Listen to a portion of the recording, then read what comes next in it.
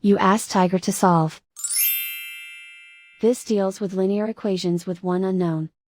The final result is c equals 7. Let's solve it step by step. Simplify the expression. Find the greatest common factor of the numerator and denominator. Factor out and cancel the greatest common factor. Swap sides.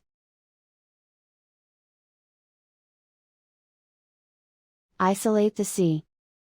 Multiply both sides by 4. Group like terms. Multiply the coefficients.